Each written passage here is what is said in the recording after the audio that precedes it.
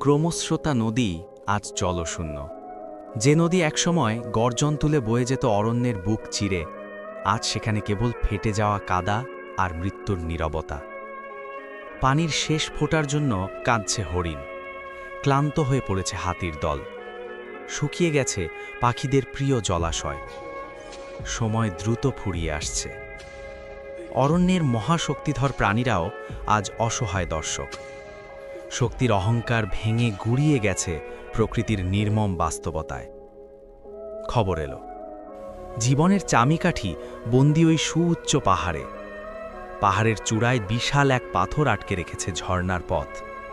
সেই পাথর সরলেই আবার নদী বয়ে যাবে প্রাণের সুরে। প্রথমে এগিয়ে এলো দানবীয় শক্তির অধিকারীরা। হাতি তার সর্বশক্তি দিয়ে ধাক্কা দিল, পাথর টলেনি। ভালুক তার থাবা বসালো, ফল শূন্য। এমনকি আকাশের অধিপতি বিশাল ঈগলও নখে ধরে টানার চেষ্টা করল, পাথর নড়ল না এক চুলও। আশা ক্ষীণ হয়ে এলো।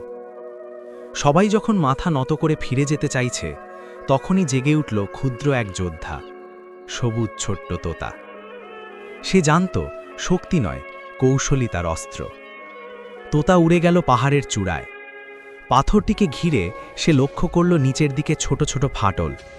সেখান থেকেই একসময় পানি গড়িয়ে পড়ত।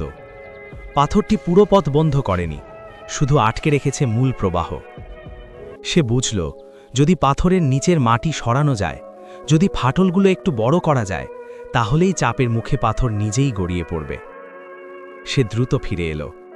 পিঁপড়ে, কাঠবিড়ালি আর ছোট ছোট প্রাণীদের ডেকে বলল, আমাদের শক্তি ছোট, কিন্তু আমরা একসাথে হলে পাহাড়ও কাঁপবে।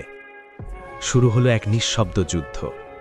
পিঁপড়েরা ফাটলের মাটি সরাতে লাগল, কাঠবিড়ালিরা ছোট পাথর সরালো, তোতা তার ঠোঁট দিয়ে খুঁটতে লাগল নরম অংশগুলো। ধীরে ধীরে নিচের মাটি আলগা হয়ে এলো। হঠাৎ এক বিকট শব্দ, পাথরটি ভারসাম্য হারিয়ে গড়িয়ে পড়ল পাহাড় বেয়ে নিচে। মুহূর্তের মধ্যে ঝর্ণা মুক্ত হল। প্রথমে চিকন ধারা, তারপর গর্জন তুনে বয়ে চলল নদী। ক্রমস্রোতা নদী আবার প্রাণ ফিরে পেল। অরণ্য উল্লাসে ভরে উঠল।